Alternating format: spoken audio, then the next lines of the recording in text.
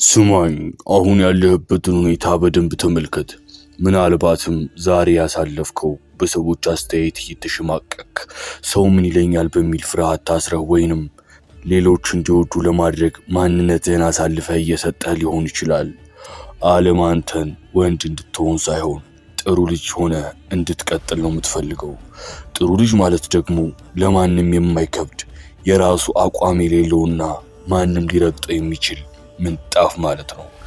አድምጠኝ። ይሄ የምታየው ቪዲዮ ዝም ብሎ መዝናኛ አይደለም።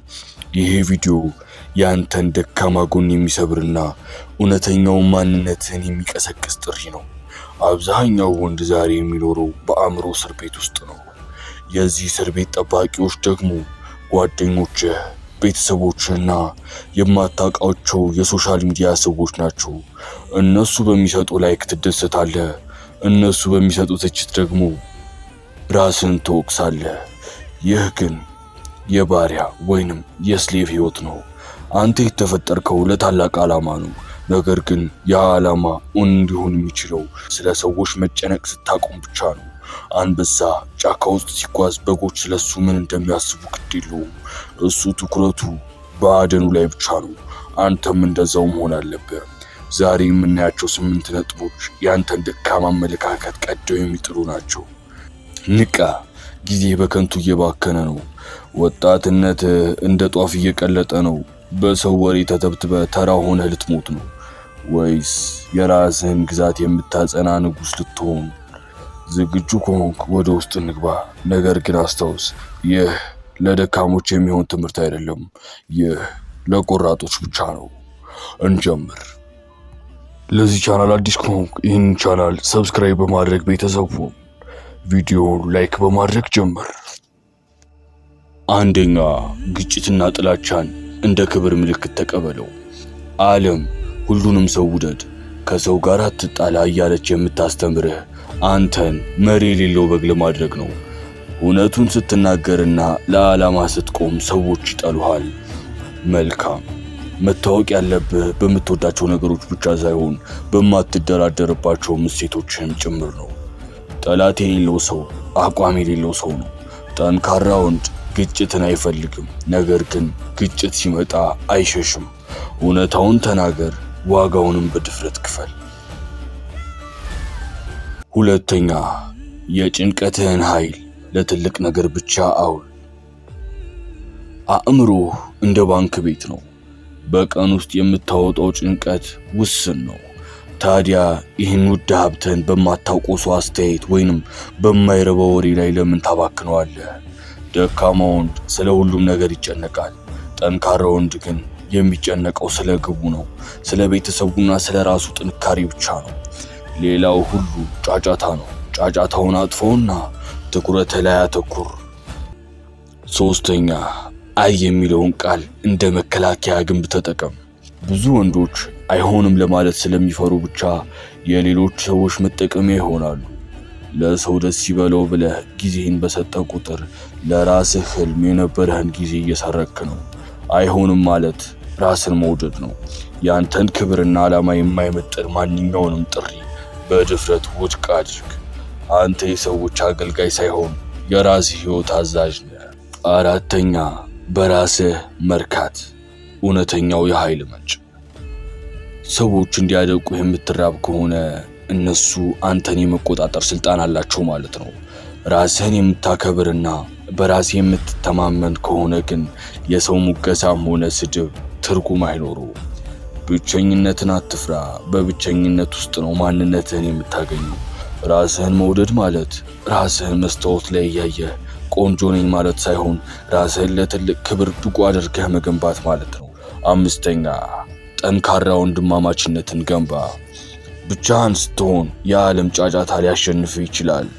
ስለዚህ እንደ አንተ አይነት አመለካከት ያላቸውን ስለ ሴትና ቀልድ ሳይሆን ስለ ስራና ስለ ስኬት የሚያወሩ ጠንካራ ጓደኞች ይኑሩ።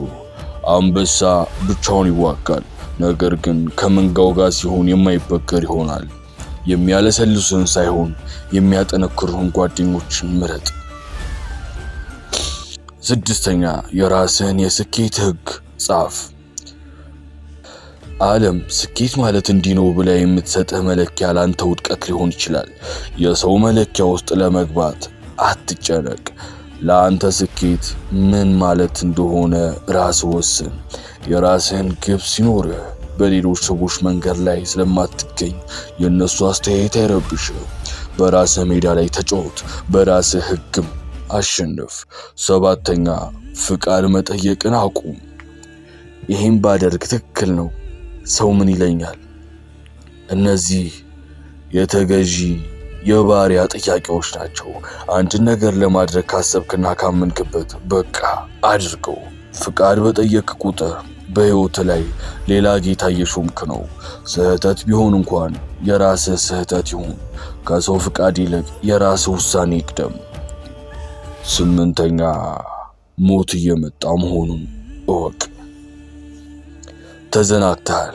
አዎ አንድ ቀን ትሞታለህ። አፈር ውስጥ ስትገባ ዛሬ የፈራሃቸው ሰዎች፣ የተሸማቀቅላቸው ትችቶች አብረው አይኖሩ። በአጭር የህይወት ዘመን የሰው ባሪያ ሆነህ መኖር ትልቁ ኪሳራ ነው። ነገ ልትሞት እንደምትችል እያሰብክ ዛሬን በጀግንነት ነው። ይህን ሁሉ ሰምተህ ቆንጆ ትምህርት ነው ብለህ ወደ ቀድሞ የሽንፈት ህይወት የምትመለስ ከሆነ አንተን የሚረዳ ምንም አይነት ተአምር የለም። ይሄ መልእክት ጊዜ ማሳለፊያ ሳይሆን ለህይወትህ አብዮት የተዘጋጀ ነው። አብዛኛው ወንድ ዛሬ የሚኖሩ በሌሎች ሰዎች አእምሮ ውስጥ ነው። ሰዎች ደካማ ነህ ሲሉት ያምናል። ሰዎች አትችልም ሲሉት ይቀመጣል። ሰዎች መሳቂያ ትሆናለህ ሲሉት ህልሙን ሰርዞ ቤቱን ይዘጋል። አንተ ግን ወቅ፣ እነዚህ ሰዎች አንተ እንድታሸንፍ አይፈልጉም። ምክንያቱም ያንተ ስኬት የእነሱ ስንፍና መስታወት ሆኖ ስለሚያሳያቸው ነው። እውነታው ይሄ ነው። ዛሬ የሰዎችን ፊት አይተህ ወደ ኋላ ያልከው እርምጃ ነገ በስተርጅና የጸጸት ጅራፍ ሆኖ ይገርፋል። በዚያን ጊዜ ዛሬ ያስፈራ የሰው ትችት የለም። ዛሬ ያስጨነቀህ የሰው ፊት የለም። የሚቀረው አንተና ያልተጠቀምክበት አቅምህ ብቻ ነው። ያኔ ሰው ምን ይለኛል ብለህ የገደልከው ማንነትህ ከመቃብር በላይ ሆኖ ይወቅሳል። ከዛሬ ጀምሮ የሰዎችን አስተያየት እንደ አቧራ ቁጠሩ። አቧራ ልብስ ላይ ሲያርፍ አታለቅስም፣ አራግፈው መንገዱን ትቀጥላለህ እንጂ። ትችት ሲበዛብህ እወቅ፣ መንገዱ ትክክል ነው። ማንም ዝቅ ብሎ የሚሄድን ሰው አይተችም። የሚተቹት ወደ ላይ የሚወጣውን ነው። ስለዚህ ልብህን አደንድን። ለስላሳ ወንድ ለዚህ ጨካኝ ዓለም አይሆንም። ፊትህን ወደ ዓላማ አዙር። ጆሮውን ለጫጫታ ዝጋ። ውጤትህን አውራ። በምላስህ አትከራከር። በስራህና በስኬትህ ግን አፋቸውን አዘጋቸው። አንበሳ ብቻውን ይጓዛል፣ በጎች ግን በቡድን ይጓዛሉ። የሰው መንጋ ውስጥ ለመግባት ብለህ ማንነትን አትሽጥ። ሕይወት ያንተ ናት። ዋጋውን የምትከፍለው አንተ ነህ። ስኬቱንም የምትቀዳጀው አንተ ነህ። ስለዚህ በገዛ ሕይወት ላይ ሌላ ሰው እንዲፈርጅ አትፍቀድ። አሁኑኑ ተነስ። ያን የፈራኸውን ስራ ጀምር። ያን ያልደፈርከውን እርምጃ ውሰድ። ዓለም አንተን ሰባብራ ተራ ልታደርግ ትሞክራለች። አንተ ግን ተሰብረህ የማትገኝ የብረት ያክል ጠንካራ፣ ወደ ኋላ አትይ፣ ወደ ጎን አትይ፣ ወደፊት ብቻ ተመልከት። የአንበሳነትህን አሻራ ዛሬውኑ አኑር። መቼም በምንም ሁኔታ ደካማ እንዳትሆን። በሁሉም ነገር የተሳለ ሴፍ መሆን የምትፈልግ ከሆነ ይህንን ቻናል ሰብስክራይብ ማድረግ እንዳትረሳ። በቀጣይ እስከምንገናኝ መልካም ቆይታ።